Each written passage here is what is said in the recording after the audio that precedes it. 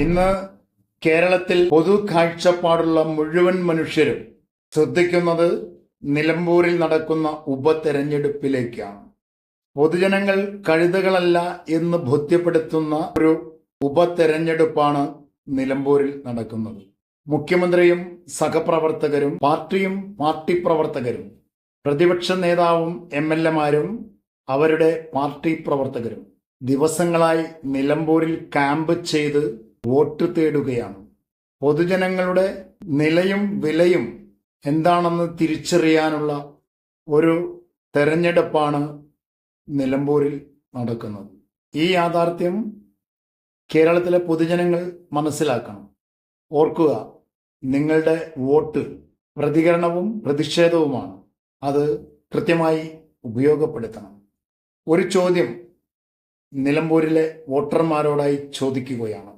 നിലമ്പൂർ മണ്ഡലത്തിലുള്ള സാധാരണ ജനവിഭാഗങ്ങളിൽപ്പെടുന്ന ഏതെങ്കിലും ഒരു വ്യക്തിക്ക് ഹാർട്ടുമായി ബന്ധപ്പെട്ട് അല്ലെങ്കിൽ അതിന് സമാനമായ മറ്റേതെങ്കിലും രോഗവുമായി ബന്ധപ്പെട്ട് ഒരു ട്രീറ്റ്മെന്റ് നടത്തണമെങ്കിൽ നിങ്ങൾ തൃശ്ശൂരിലേക്കും കോഴിക്കോട്ടേക്കും പോകേണ്ട ഒരു സാഹചര്യം നിലവിൽ ഉണ്ടല്ലോ.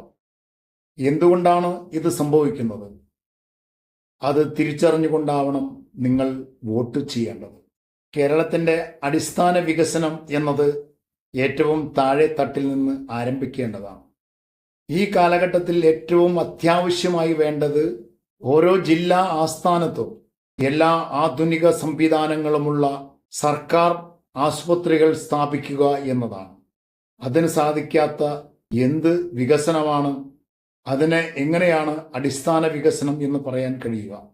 ഏതെങ്കിലും ഒരു മുന്നണിക്ക് വോട്ട് ചെയ്യണമെന്ന് ഞാൻ നിങ്ങളോട് പറയുന്നില്ല. ആർക്കാണ് വോട്ട് ചെയ്യേണ്ടതെന്ന് സ്വയം ചിന്തിച്ച് നാടിന്റെ വികസനം ആരിൽ കൂടിയാണ് വേണ്ടത് എന്ന് ചിന്തിക്കാനുള്ള ഒരു അവസരമാണ് ഈ ഉപതെരഞ്ഞെടുപ്പ്. പട്ടിണിയും പരിവട്ടവുമായി ജീവിക്കുന്ന സാധാരണക്കാരായ മനുഷ്യരുടെ ഉന്നമനത്തിനു വേണ്ടി ആരാണോ പ്രതികരിക്കുന്നത്, ആരാണോ സംസാരിക്കുന്നത്, ആരാണോ പ്രവർത്തിക്കുന്നത്, അവരാണ് ഈ തെരഞ്ഞെടുപ്പിൽ ജയിക്കേണ്ടത്. അവരാണ് ഈ തെരഞ്ഞെടുപ്പിൽ വളരേണ്ടത്. അതാരു വേണം എന്ന് തീരുമാനിക്കാനുള്ള പൂർണ്ണമായ സ്വാതന്ത്ര്യം ഓരോ വോട്ടർമാർക്കും ഉണ്ട് എന്നത് ഒരിക്കൽ കൂടി ഓർമ്മപ്പെടുത്താൻ ഞാൻ ആഗ്രഹിക്കുകയാണ്.